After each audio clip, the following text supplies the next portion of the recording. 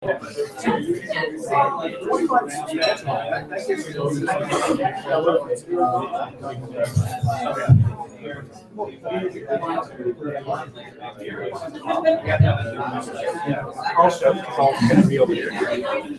everybody, welcome. Welcome to TecSocial. Thanks for coming. Happy New Year. Glad you could join us for our first event of 2016. Tonight's event is Smart Cities, the rise of smart cities. It's closer than you think. And I'm really pleased to introduce our panel, Mike Targett, Executive Director at UIT Startup Immersion. And you may not know, but Mike actually ran for municipal council, so he's got. I remember that. Because you voted for him. Yeah, I would have. Don't throw things. So the whole technology citizen engagement thing really means a lot to him. John MacKinnon is the Director of Technology for the Cape Breton Regional Municipality. And Tom Urbaniak is a political scientist at Cape Breton University. Now, what's really interesting, if you've ever had a look to see what is a smart city, the definition is so wide open you could drive a truck through it. And so the basic premise is there's technology and there's citizens within the community, and it's how you kind of bring them together a little more closely. And so there are many definitions in between, and part of what we want to do tonight is explore sort of what the best fit is within our own community and see where it goes. So to start off, Mike, in his research, he said, when I looked at it, I really want to take the big picture perspective. So we're going to let Mike start and talk a little bit about what a smart city means to him.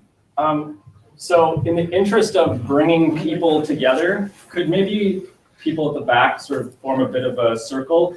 We're talking about like designing smart cities, and we actually put the room together like this as opposed to like a bunch of rows, so that there's not like an expert and audience dynamic. And so like we're going to spend 5 minutes each setting up the conversation, but I mean, we would all love it if that's sort of the last you hear from us and that this is really just a conversation. So please. Throwing it off. Come on, again, why are you guys here? Join these guys, come on.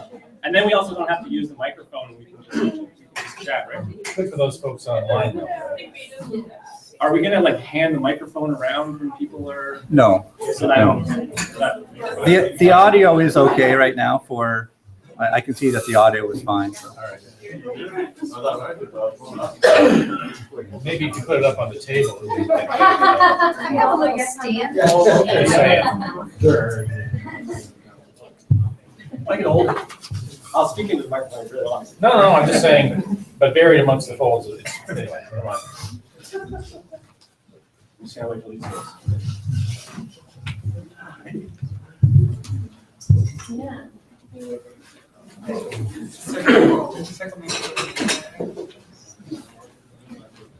Sports cities are really fun.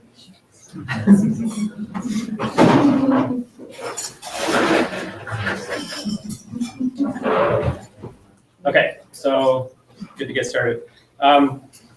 So yeah, like Bob said, smart cities, the terminology is really super vague, so it's kind of whatever you want to make it. But in general, it's how do cities and municipalities use technology to improve the way that people who live in those cities interact with government services, transportation, energy, healthcare, and so on. What I'm going to do is, like Bob said, take a little bit of a 30,000 foot view of. I'm going to talk about the next 40 years in under 5 minutes or less. In 5 minutes or less. Tom is going to talk a little bit about some of what other cities have done, and then John's going to talk about what we're doing here in the CBRM. So we'll get more and more specific, and then we'll hopefully have a conversation as a group. So if you think about the way government services, transportation, energy, healthcare, and these things that I just mentioned can be improved through the use of technology. Also, it helps us, the term smart city helps us look at cities with a holistic lens, because it reminds us that all these things are connected, right? So for example, how does transportation affect health and healthcare and vice versa? How does energy affect waste management and vice versa? So when you're building out these improvements to government services and et cetera, with information communications technology and enhancements and so on, you not only connect ICT to these things, but you see the ways that these various things are connected to one another. And so what you're really building is you're building a platform. So it's kind of like the operating system for your city, a platform with which users interact and on which new innovations can be built.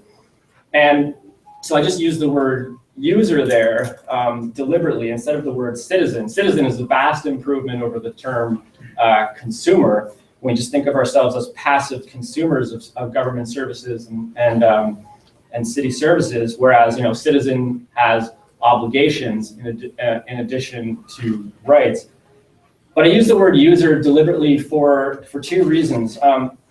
When you begin to talk about the city in holistic terms and how people and users interact with those spaces, you're really talking about like user interface design and user experience design. So for those, for the tech people in the room, those user interface and user experience are often shorthanded as UX and UI, and those are internet terms.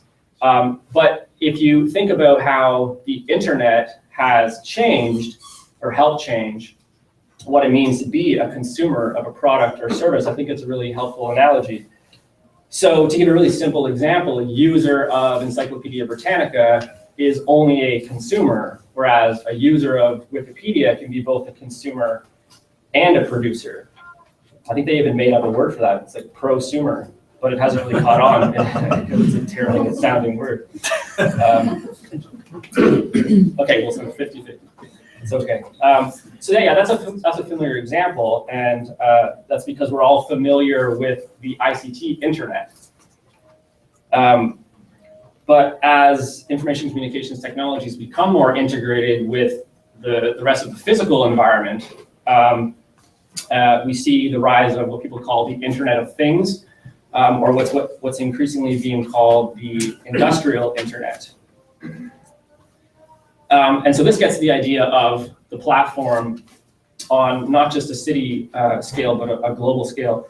So I'm going to talk a little bit here about what an author whose name is Jeremy Rifkin calls the third industrial revolution. So Jeremy Rifkin believes that we're in the midst of a shift toward general purpose technology and economic platform, and that shift is a wholesale paradigm shift toward what he calls the third industrial revolution. So for reference, the first industrial revolution is powered by coal, it is moved by steam and rail, and it's managed and organized by print. And then the second industrial revolution is powered by oil, it's moved by cars and trucks and internal combustion engine vehicles, and it's managed and organized by radio and television. So these three things need to converge in order to create a general purpose technology platform. So new forms of energy to power the economy, new mechanisms to transport for logistics to move things and people, and then new forms of communication to manage and organize information. So with the third industrial revolution, what we'll see in the next 40 years is a wholesale shift to renewable energy, coupled with storage technologies to store intermittent energies like wind and solar. This will then allow us to transform buildings into micro power plants that can collect or produce renewable energies on site. And then we can use internet technologies to share energy the way we currently share information and communications, which would transform what we currently call the power grid into an energy internet. So where energy production is currently concentrated and controlled and centralized, and more corporate controlled, I should say, and centralized, it means that citizens of energy are only consumers. With the energy internet, what it will mean is that production is distributed and it'll be owned and controlled by communities. in addition, obviously, to being cleaner and safer.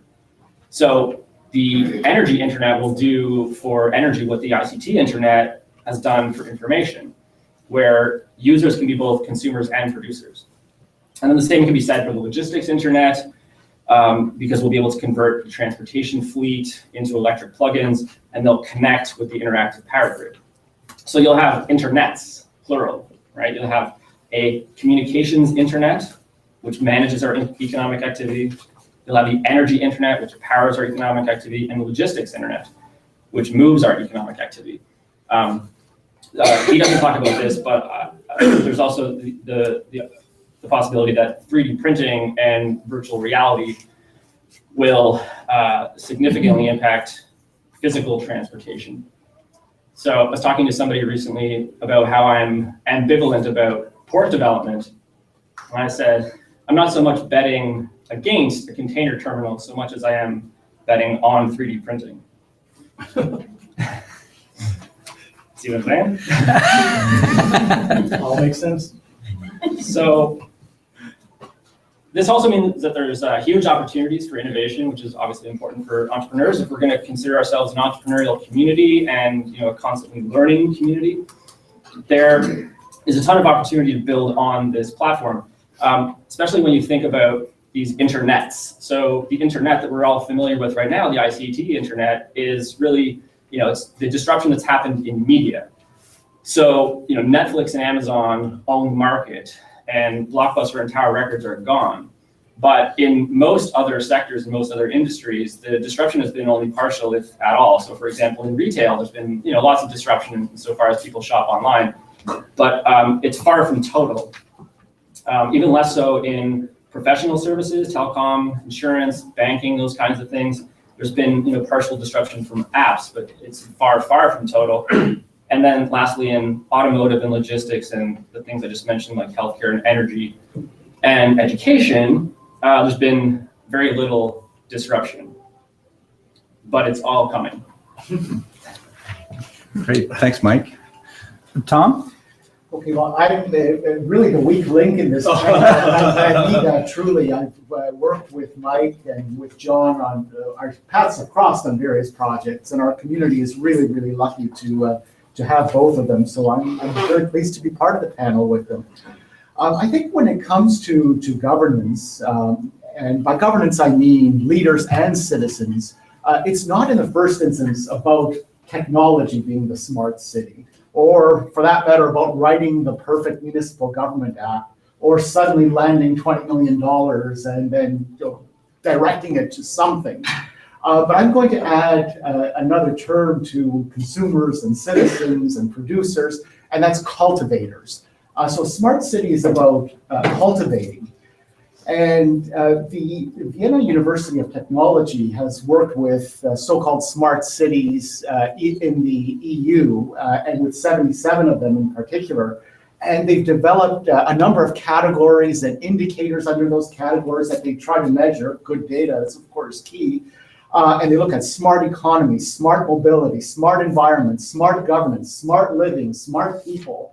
And all of those have to exist in concert with the others. So what does that mean for a place like CBRM or the other municipalities in Cape Breton? I think it might mean three things. One, momentum. Even a little bit of momentum matters if you're striving to be a smart city. Place matters, or place making is a term that we often hear. And small things can be big things, or can become big things. So I'd like to talk about a couple of cities that might give us little nuggets of inspiration. One is a very big city, and actually a growing city.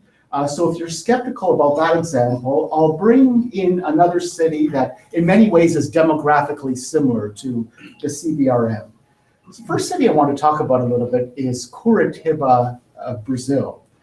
About 2 years ago, I participated in a discussion of the Polish University Abroad, which is based in London. And one of the featured cities was, in fact, Curitiba. So the topic, the official topic, was Polish cultural retention and education. It was actually an old, vibrant Polish community in Curitiba, Brazil. But quickly, the commentary expanded to the whole city because there would not be an old, vibrant Polish community in Curitiba if not for some of the other factors. And people started to talk about this incredible rebound in Curitiba. So in order to talk about that, kind of you look back about 40 years.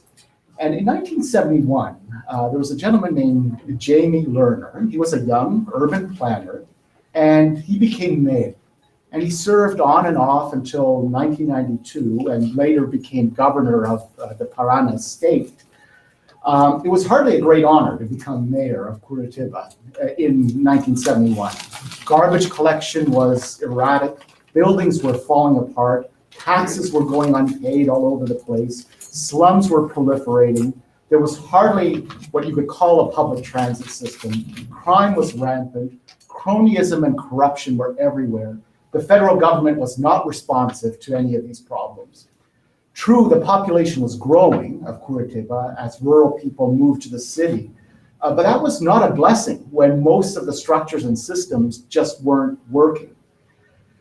So Lerner, the mayor, knew that the city had been dealt a bad hand and that some important people were profiting from the misfortunes. But ideological speeches might have been enough to make him a popular defender of the underdog, and he did point out some of the structural problems, but he also resolved that he was going to do something. And those some things were actually initially little things, like where is the low-hanging fruit and where can I give some indication of momentum? Where can I inspire others to do their thing as well? Because a city is not a leader, a city is not a structure, it's an ecosystem. So wherever there were little signs of life, he wanted to talk to those people. The approach was to find small but high impact opportunities for change, and then use those opportunities to create more and more momentum. So an early move was something really simple, the periodic closure of a downtown street to open it to buskers, artists, and pedestrians. Then he and his allies proposed to buy floodlands at bargain basement prices in order to save money on future disaster cleanups. Eventually, they turned those into amazing parks. They got college students to design cool bus shelters. They paid unemployed youth small stipends to keep the city clean and prepare public art. They set up a social enterprise inspired by local children's ideas to divert most garbage for resale. People got bus tokens in exchange for waste. They persuaded civic-minded academics to organize themselves as an open university with courses available to the general public free of charge, including courses on improving the city. Each ethnic community was invited to set up gardens and promote itself internationally. Lerner, the mayor, likes to joke that the city had to stop the garden program when the former Soviet Union broke up and many more countries suddenly appeared. Curitiba started to look like a winner. Momentum increased, foreign consuls set up small offices and invited trade missions. Federal bureaucrats wanted to try out pilot projects in a place where civic officials had proven they could act like professionals and get things done. The tax base of this green city, as it called itself, grew faster than the population. And in the 1970s, the average income was below the Brazilian average. Today, it is 66% above the Brazilian average. So Curitiba, of course, is not Cape Breton. There are many differences. The larger point here, again, is that determined leadership matters. Big obstacles can be jumped over, initially through small acts, and bigger changes can follow. Second city I want to talk about, maybe closer demographically to our situation, is Rimouski, Quebec, where I've had the opportunity to spend a little bit of time on a couple of occasions over the past 2 years. And in fact, in the hinterland of Rimouski, in the rural communities 50, 75, 100 kilometers away, there is a history of resisting the outright closure of entire rural communities. And in the 1970s, there was an initiative called Opération Dignité, Operation Dignity, to try to preserve the local communities and to find sort of alternative, locally done ways to generate some sort of economic activity. But interestingly, the rural leaders agreed that it was absolutely critical to have a bit of a regional hub, a regional cluster. So it was not the rural communities versus the Rimouski. It was the rural communities saying, we need Rimouski to be a vibrant, small center. The population today of Rimouski is not declining. In fact, it's growing by a few hundred people a year. And some of the once threatened villages have found new life by doubling up as satellite towns to complement Rimouski. When she launched her first election campaign in 2009, Jennifer Murray, the young progressive councillor representing the downtown ward, told the local press that she was impressed by Mayor Eric Forêt's dynamic approach. She felt she could get some things done, and she has. But the roots of the turnaround go back more than 60 years. In 1950, a fire destroyed a third of the city. All the social classes and institutions came together for soul searching. How do we save what we have left, and what kind of a city do we want to be? The big Price Brothers sawmill, the largest industry, was rebuilt, though as a shadow of its former self. In 1964, it closed down entirely. There was no panic, however. The citizens of Rimouski already envisioned a post-industrial future with an economy revolving around education, health, and other services.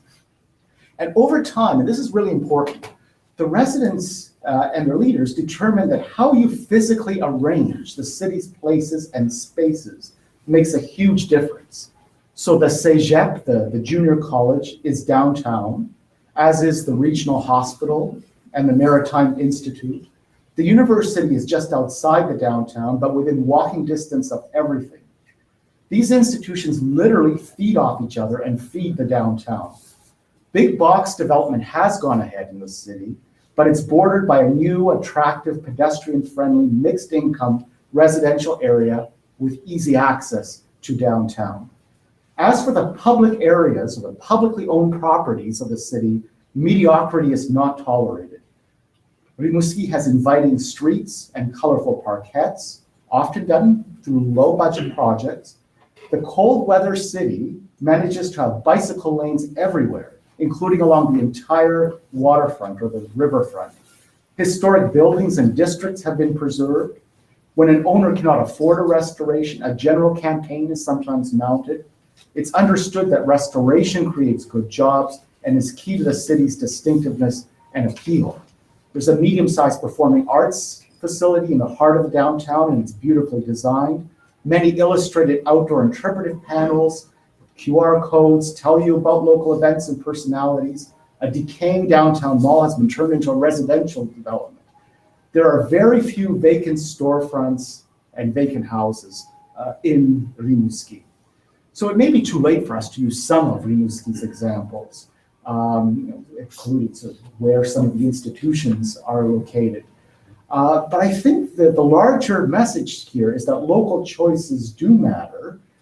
We can, over time, undo some of the mistakes that have been made with respect to local planning. And that by creating that quality of place, you're kind of creating the soil that allows innovation to happen. Innovation is not something that's prescribed through a policy. It's not something that you can plan out. It's something, though, that you can plan for. So I think the Rimouski example tells us that maybe we can be architects of our own renewal. And just a final point about sort of how we might use technology more effectively to do that. One of the messages I think for local governance is that you can't have all the capacity in-house. You'll never have all the capacity in-house. CBRM is very fortunate to have someone of John's stature sort of working day in and day out. But I think John will attest to this. He does reach out to partners and friends wherever he can find them, literally around the world wherever he can find them. So it's sort of like calling the reserves approach. And I just want to share a tidbit from another Brazilian city. It's very recent. I haven't really had a chance to ascertain how well it's worked. But the idea is neat. And it's called Legislando in Sao Paulo. And it's basically a way for citizens to help politicians write policy. And it's sort of an app, and it's, I understand, kind of interactive. So you can't, it's not just a matter of throwing out vague ideas. You can start with a vague idea, but through the interaction, you're sort of getting channeled toward sort of what are the tools that are actually available, how much might this actually cost, what level of government is actually responsible for this, what are some examples of what you might have in mind. And in time, you're actually sort of building policy, you're building bylaws, you're building a planning regime that politicians or others, administrators who are actually part of this system, can literally pick up and take to the legislative floor. So if we're trying to do placemaking, if we're trying to sort of see how something works in virtual reality, that can be an amazing tool to help us maybe pick up on some of these examples of Curitiba, Rimouski, or other places. So, thanks very much. Thanks, Tom.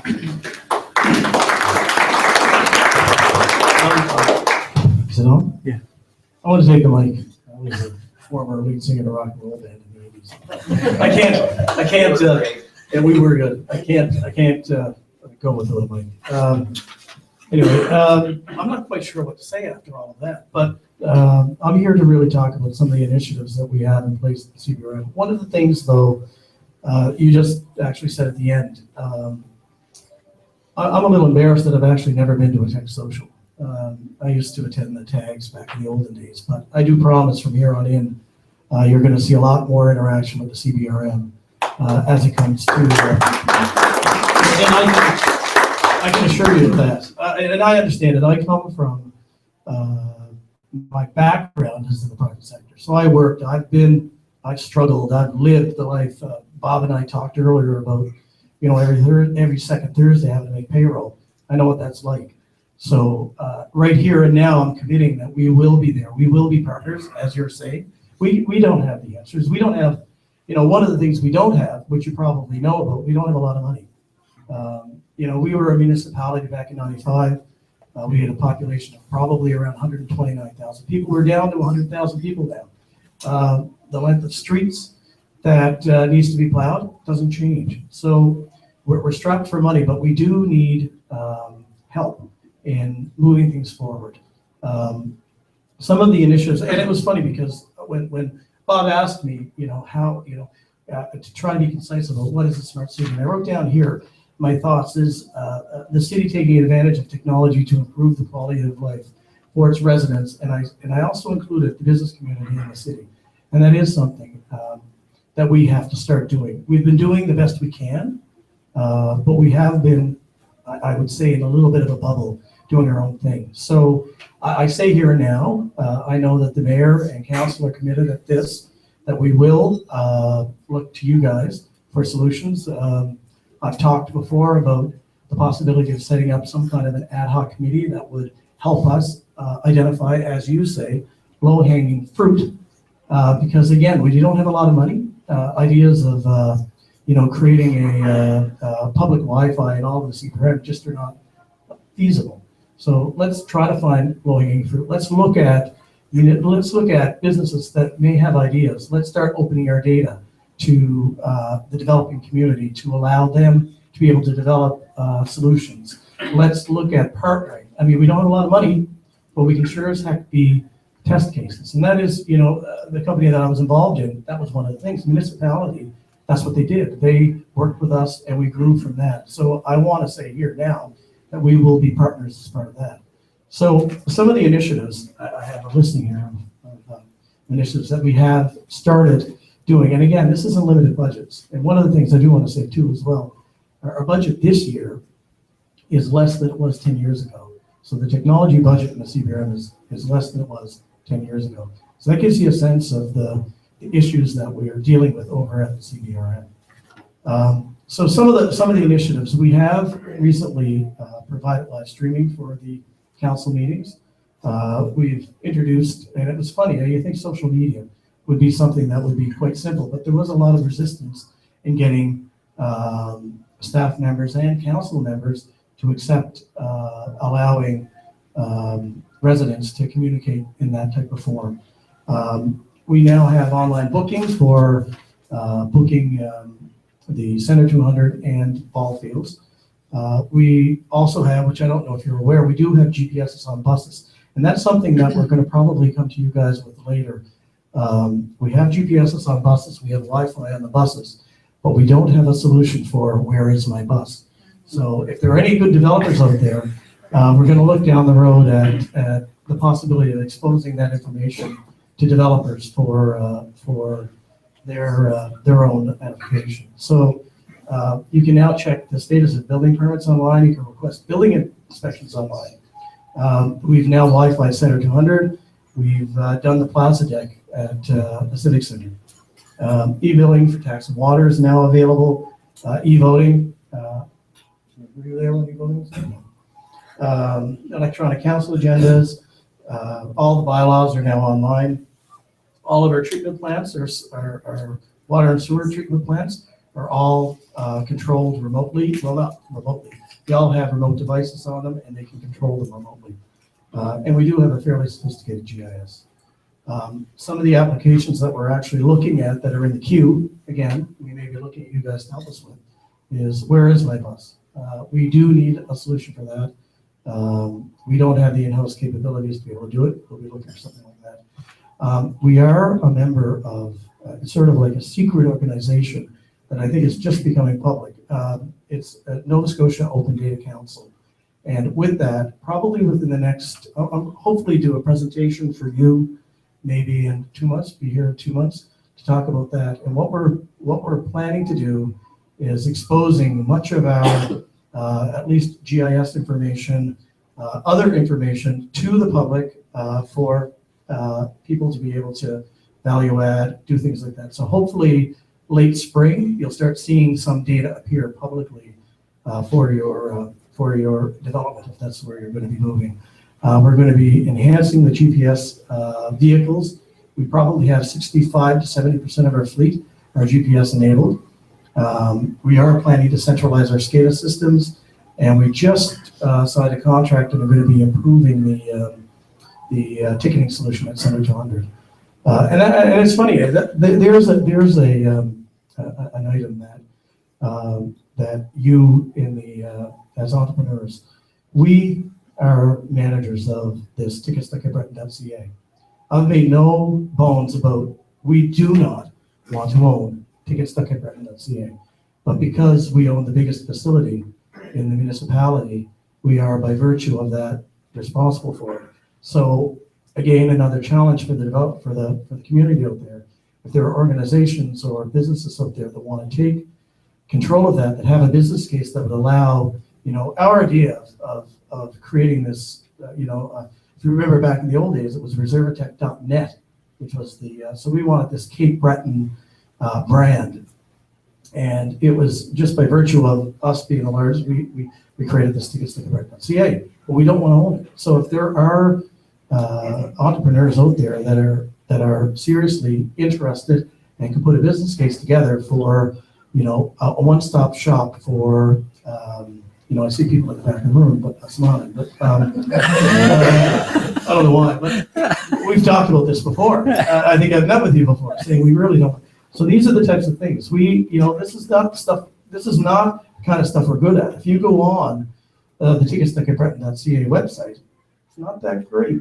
But again, these are some of the things that we want to do. So we do, coming from the CBRM, we do. We are now open for business with the technology community. We do want to work and we do want to collaborate with you. One thing you have to remember is we don't have a lot of money. That's one thing. We don't have a lot of money, just in case you don't know that. But we do have a lot of data, and again, being in the business community myself for a period of time, having test cases, having examples of how your work is done. We will be there for you. And I'm here today primarily to talk to you guys to find out what are your ideas for some low-hanging fruit that will make the residents of the CBRN enjoy a better quality of life. So really, I'm nothing more than that, and I guess we'll open the floor. Great. Well, the invitation has been extended. Who would like to start and answer John's question? What low-hanging fruit? There are so many things that I want to talk about. I mean, I smell a hackathon coming. Oh, that's coming, don't you worry. As part of this whole open data initiative that we're putting together, I can assure you there's going to be something, yeah. Awesome. We're looking at a whole provincial project, yeah, so that Great. is hopefully late spring. Excellent. Doug? Can I just note that just the no money thing, $6 million for a piece of land over there, $1.5 million for the tugboat, Mr. Tugboat dude, and I can't get my road plowed properly. We got 125 employees, no money, no commitment to anything but Sunset Industries. Sorry about the depressing comment, but I look at the reality. I know you're trying to do something positive, but no money, money put in the wrong places, totally misplaced priorities. Hope you can do something to fix that. I don't know. I mean, hey, that's politics, right? I understand what you're saying. I understand what you're saying.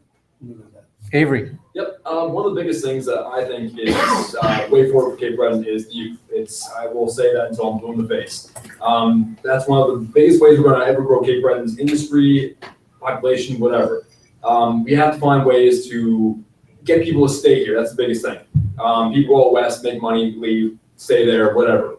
Biggest thing is we have to find ways to get you to stay here and want to be here and want to work here. For example, myself, I'm looking at working in Halifax because it does have industry, it does have growth. So we have to find ways in order to anchor young people between the ages of 18 to 35, we'll say, and find a way to keep them here. Now, for the actual ideas, I'm working on them myself. It's something I'm trying to think of, but I think that's the best way forward. Open like river streets.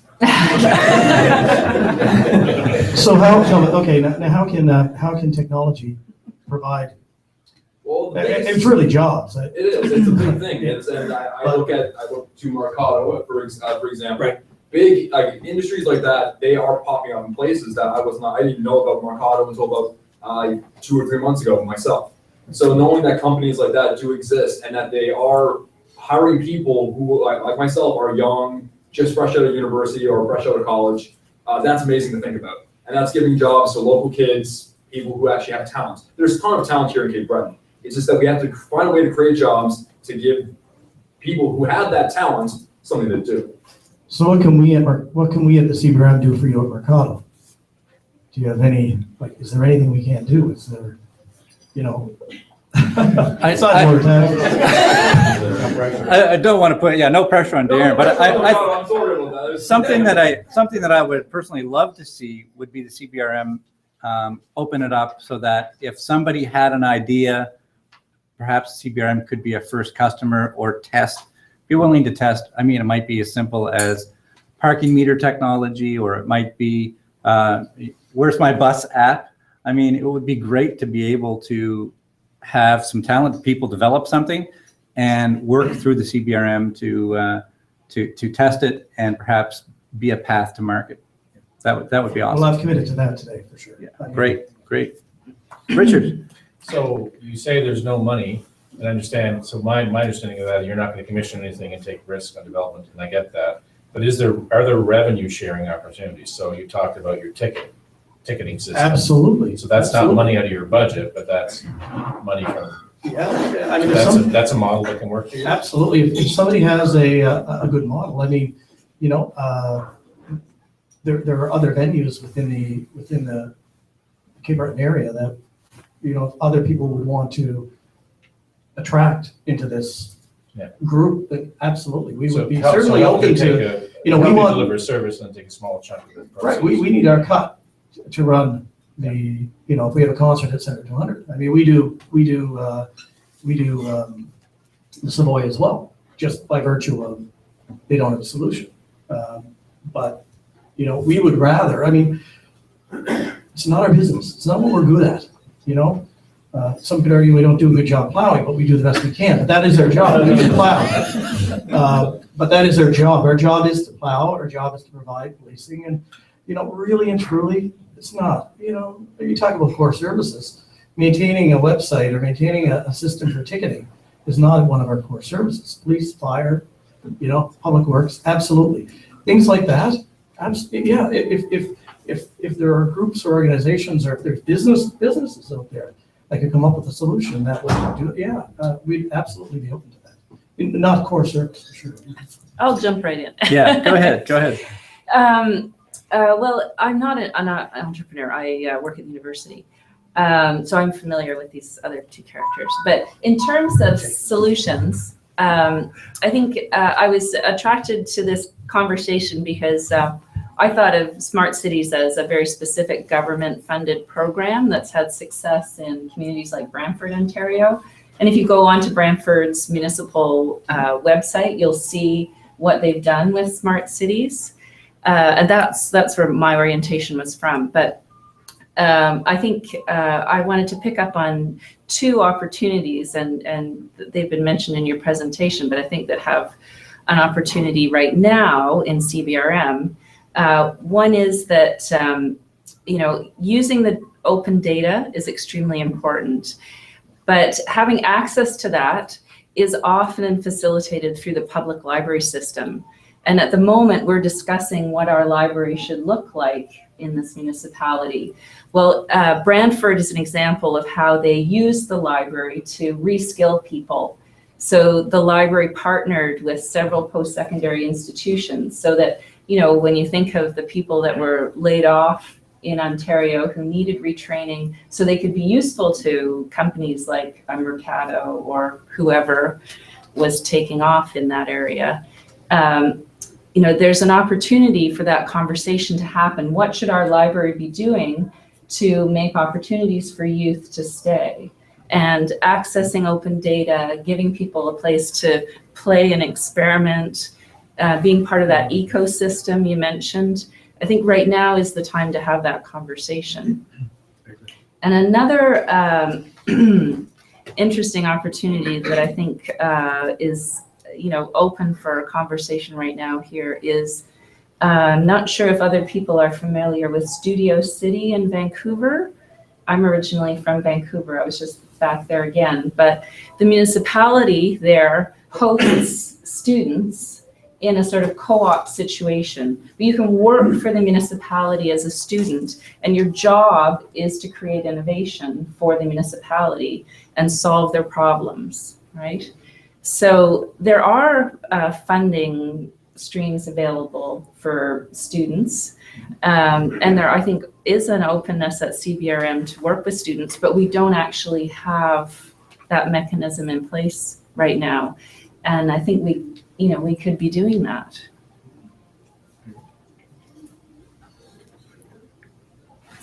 Yes, go ahead. I think that's a great point to talk about the students, because I think that in our school board, although we have a certain focus on technology in certain ways, I think there could be a greater, more explosive idea generating force behind what we can do in schools, because that's where a lot of what I think the future is going to be when you're talking about a municipality that a lot of people say is stuck in the past. I think that if we added new initiatives, I think if we added more courses dedicated to different IT and IT specializations, if we had a greater focus on providing, as early as elementary school kids, the power to know that they can shape technology rather than just use it and become passive consumers of it, I think that could go a long way in allowing people to create their own destinies around here. Because if you don't have that proactive creative force that you can say, look, this is the kind of thing we want to mentor for our children, then we can't expect this to happen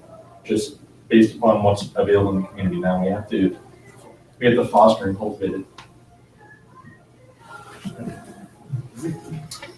Doug. I just reflect on what I'm hearing here, and it's going to be a totally CBRM without smart city, not totally CBRM centered discussion. My lifetime has been characterized by a community with private sector decline, no migration. And the federal government was going to save us. They bought the mines, they had DevCo. Provincial government was going to save us. They had the steel plant, right? Steel plant. And what else? The heavy water plant. An ECBC. And now the municipality's point is, yeah, we're here to help, but there's no money because they're going to spend their money on the sunset stuff. So when I hear about youth and I go, don't get distracted by anything of any hope that a government is going to save this community. So, well, I'm 50 now. That's been the whole story of it. Decline government, focus on government and some collective top-driven, action. And wake up the smell of coffee.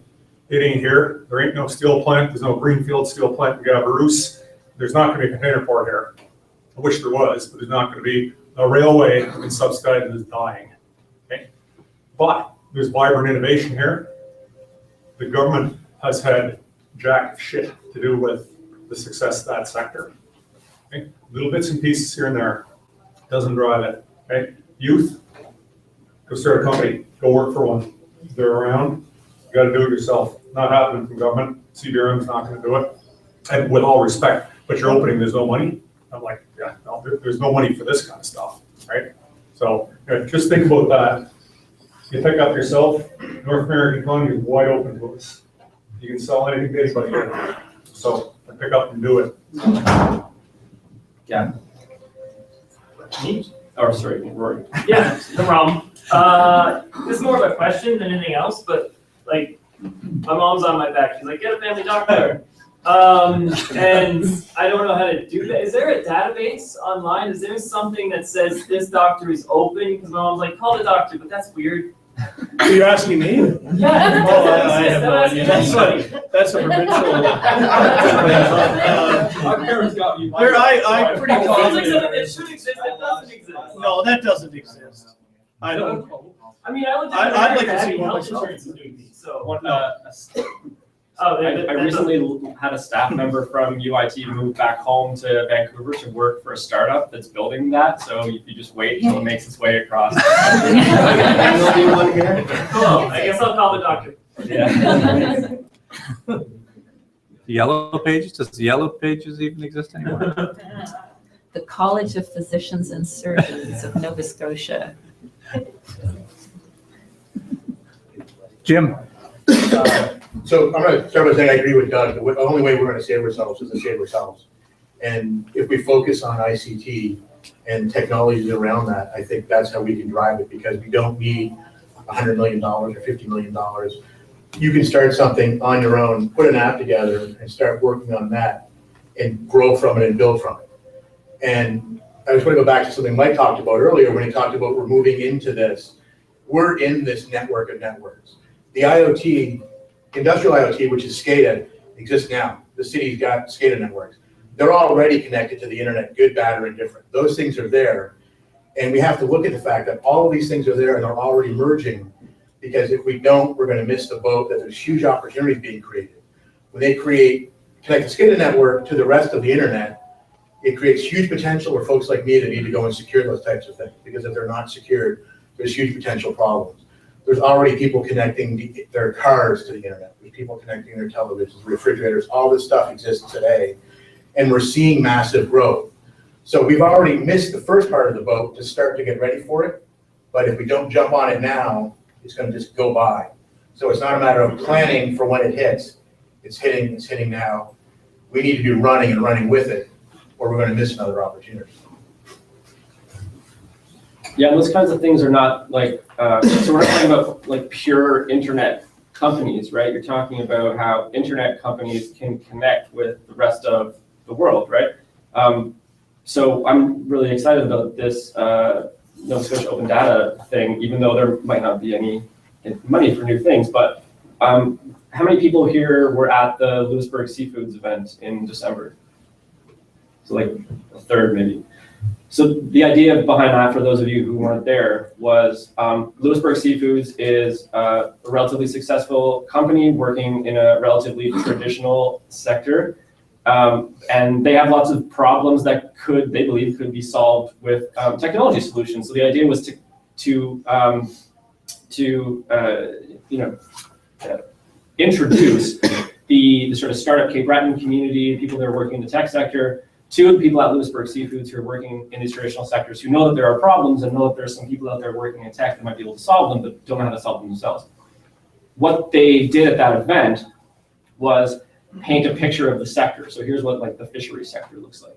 And then the second thing they did was, here are some of the things that we're doing at Lewisburg Seafoods that we think are kind of innovative. And the third thing they said was, here are some of the really innovative things that people are doing elsewhere in the fisheries sector, but there's still tons of opportunity. So the follow-up, sort of part 2 of that event, which should be happening in February, will be, is it February? January 26th. There you go. So we'll be connecting the entrepreneurs and people who want to try to solve those problems with industry experts who can identify those problems. And are they still going to do like the Jeopardy board thing? It's going to be the Vault of Opportunity. The what? The Vault of Opportunity. There's going to be challenges on the walls. I've just written it. I haven't said it out loud. So like the problems are going to be put up on some sort of thing. Yeah. And then people are going to connect with those and then work on them. There'll be a bit of a competition, right? And the best ideas and teams will move on. And there's an opportunity there for either Lewisburg Seafoods to hire somebody or for a startup to come out of that, or some combination of the two, where you could have Lewisburg Seafoods bring someone in and a startup spins out of that, right? But it's about tech people working with the traditional sector to do innovation. So when I'm hearing this Nova Scotia Open Data thing, like, definitely should happen at the library, and entrepreneurs and the municipality can come together and do the exact same thing. Paint a picture of the problems that the municipality is focusing on.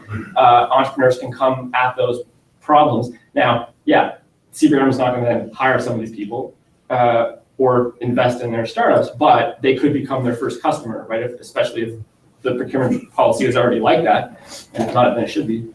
But so they could become the first customer for a new startup who's doing something that only right now would work in Cape Breton, but could work anywhere in the world, which is basically like the Marcato story. Like they co-developed their software with Celtic Colors, but now, they have, how many, you guys have like 200 festivals in the world now? Yeah. So this, same thing could just happen over and over and over again. So we're gonna actually, the thing we did with Lewisburg Seafoods is we're gonna turn that into a series where we're gonna introduce the tech sector to the whichever sector. So maybe we can do the CBRM one in, when did you say, late spring? Late spring. Yeah, okay, cool. Anyways, that's that. Yeah, Excellent. to add to that.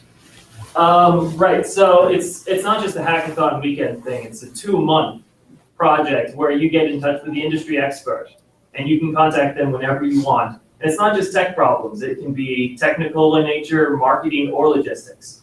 So it could be something as simple as, how do we get more people to know about buying crab right off the dock, to we need a new weight system to categorize our lobsters. It can be really simple to really complicated. The entire public is invited. We've individually asked the tech sector, but anyone can join. And we're looking at the tech sector not as a bubble, but as a resource to use in every industry. Because even though the fisheries industry is old, it makes a lot of money. And they don't have the kind of skill sets that the people in this room have. So we're looking to take advantage of that. Yeah, so vice versa, the tech sector is looking at you guys as a resource. Yeah, which is fine. Yeah, no, it's awesome. Yeah, thinking broadly on that problem of marketing communication, #1 problem in fisheries, as far as I'm concerned, it's a commodity, undifferentiated, no branding on it. You can raise the value of your product usually like that. So including marketing communications in it is brilliant. Focusing on technology itself is a big mistake. You got to focus on what you can sell. Technology should support it. So great for good broad. Thank you. We could go on for, okay, we'll wrap up with Lynn, and then we'll move on, because we could go on all night, but we want to break it down into smaller conversations as well. So Lynn, you go ahead.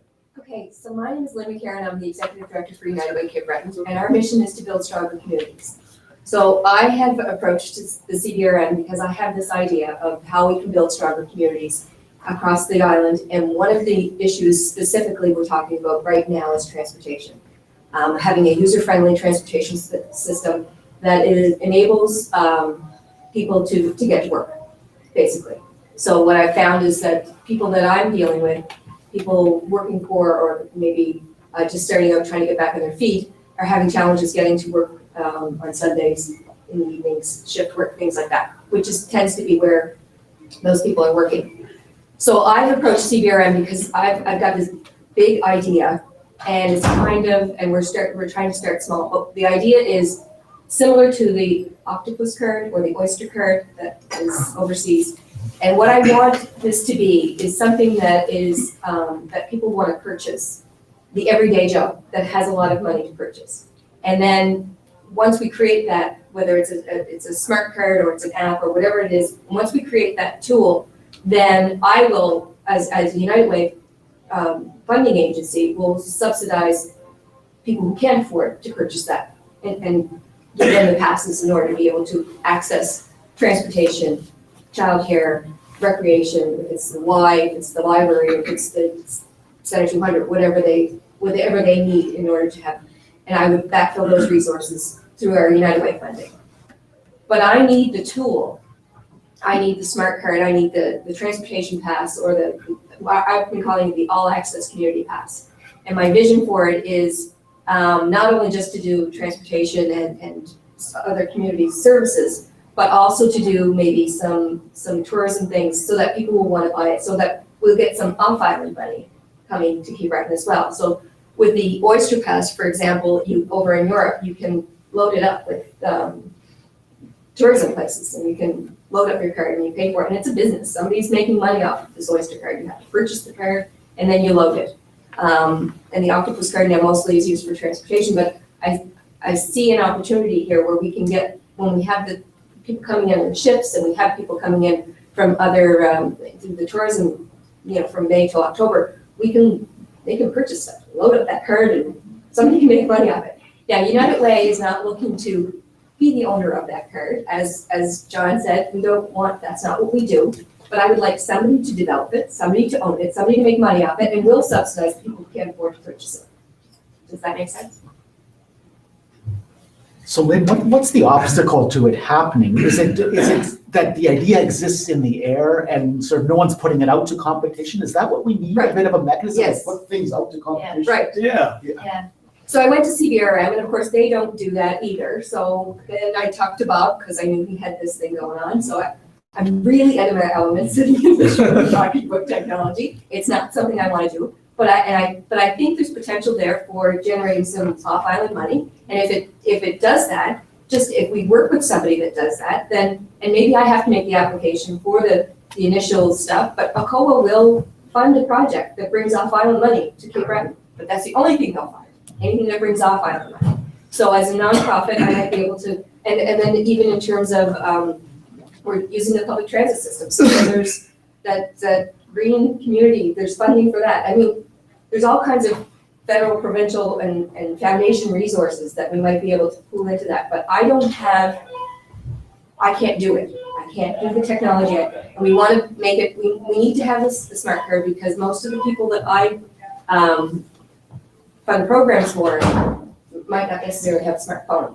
So, but we also want a smartphone app that you can download, so that, kind of like the SEEN card, right? You get your app, you get your card, and away you go. So I want somebody to do that. And so initially, we've convinced the CBRM to come up with, by April 2016, at least a transportation pass, a monthly or an annual transportation pass. And that will enable people to be able to use them, as a credit for income tax and so forth. And it's more user-friendly, obviously. And then I can purchase them for people who need them to be able to get to work or get to the programs. It might be a childcare program.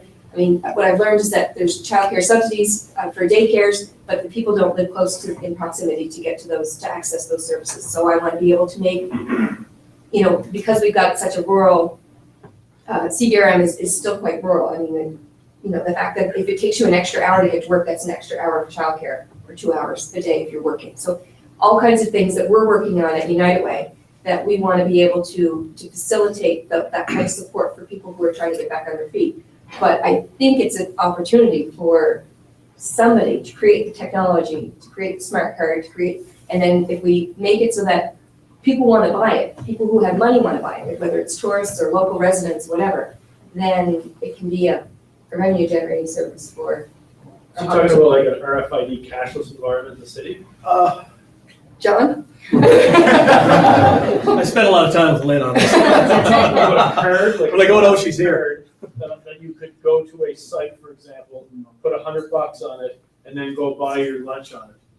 Well, not necessarily lunch, but no. maybe pay to get on the bus, maybe use it as your library card, maybe pay to get into Y.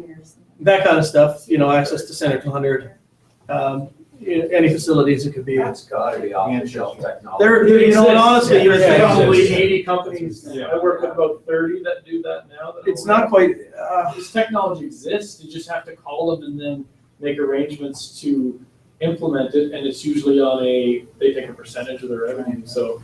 I find like a lot of times we talk about wanting technologies that already exist, and this is definitely one of those scenarios. it's not like a debit card. I don't know, in the scenario that No, they're Lynn all, is talking. New York has them in the subway Yeah, system, the Oyster yeah. card is all through the UK and London, there's all kinds of companies that do that. I don't know, I just would like to have something, so, because in terms of going to donors and asking them to, when I raise money, it's hard to raise money. But if I can give them something tangible, so if I can go to a business person and say, listen, can you buy 5 transportation passes for 5 people who need to get to work, it's gonna cost you $5,000, they'll say, yeah, sure, here you go, $5,000 for the check, purchased, these are the 5 passes that you purchased, way you go. It makes it less ambiguous in terms of people, what I'm finding is, I've just been with United for a couple of years, but what I'm finding is the more tangible I make their donation relevant to what it is that they're helping, the easier it is to get that money.